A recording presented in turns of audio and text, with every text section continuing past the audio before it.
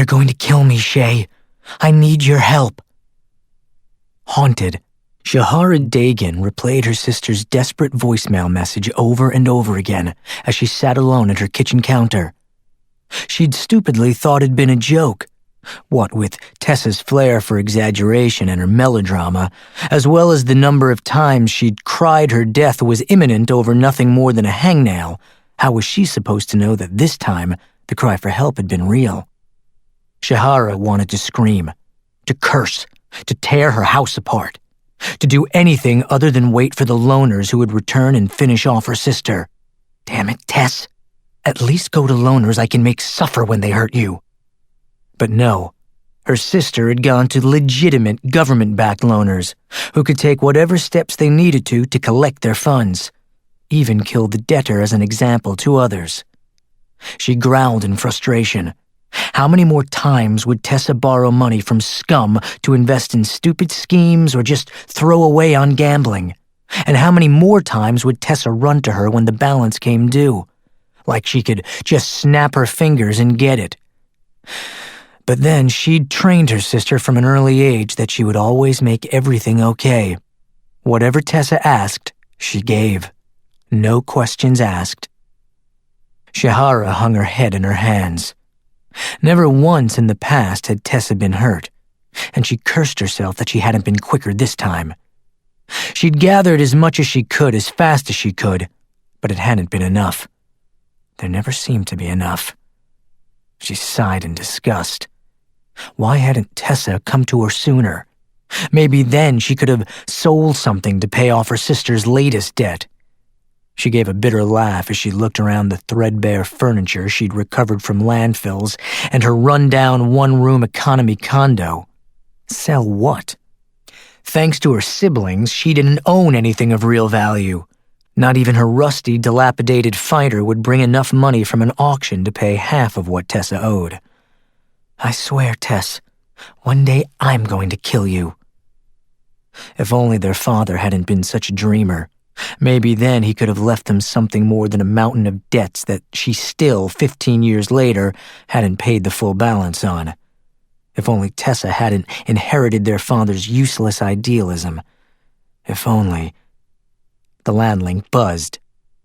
Shahara stared at it, her throat tightening to the point she couldn't breathe. It had to be the doctor. She'd been waiting half the night for this call, and now she was too terrified to answer. Please don't let Tessa be dead. She should never have left the hospital. But after waiting alone for 3 hours, she couldn't stand it any longer. Too many memories of her mother's final days had tormented her. Closing her eyes, she tried to blot out the images of whispered conversations from dispassionate healthcare workers, the smell of antiseptics, their collective curled lips as they looked down on her family for not having enough money to pay for treatments. Most of all, the sight of the doctor covering her mother's lifeless body with a sheet. His emotionless tone still rang in her ears. Too bad you didn't bring her in sooner. We might have saved her if we'd had more time. And more money. Her father hadn't been able to afford a lengthy hospital stay or even the medications her mother had needed. Poverty had crippled her mother, then killed her. Too many members of her family had died, and she couldn't stand to lose Tessa too. I'll do anything to get the money. Please, just let her live. With a shaking hand, she opened the channel. The screen brightened to show her the doctor staring at her with dark, unsympathetic eyes. Shahara's stomach twisted into a cold lump of fear, and, for a moment, she thought she'd be sick as she waited for news she didn't want to hear. Sayax Dagan, he said, addressing her with her professional title. Your sister is out of surgery and in recovery. She'll be fine, in time. But the voucher she used for the hospital cost was returned with a denial. I'm afraid without proper medical attention, your sister won't last for more than a few hours. Shahara closed her eyes, relief washing over her. Tessa would make it. Friar Dagan, did you hear me? He asked, reverting to the ordinary form of address for a woman, and a term letting her know that he thought she wasn't worthy of the title Sayax. After all, a Sayax worth her salt wouldn't be impoverished. If only the bastard knew the truth. It wasn't her lack of skills that kept her poor.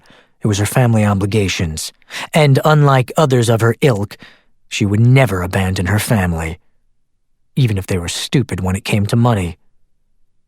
"We're going to have to turn her out unless we can get a valid voucher." The knot in her stomach twisted even harder, and she clenched her fists. Shahara was so tired of being poor, so tired of the people who looked down their snobby noses at her and demanded their money as if all she had to do was grab it off the nearest shelf. People who had no idea just how precious every credit was. Every bead of sweat came with a hefty price tag. She opened her eyes and forced her anger and hatred aside. "I heard you, Doctor. I'll get the money for you in cash, if you'll give me 3 days."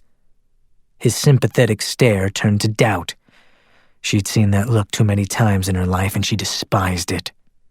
She added coldly, "I'll sign over the deed to my ship as collateral." He nodded. "Very well, we'll keep her here for the duration." He cut the transmission. Wanting to flip off the doctor for his condescension, she stared at the blank screen.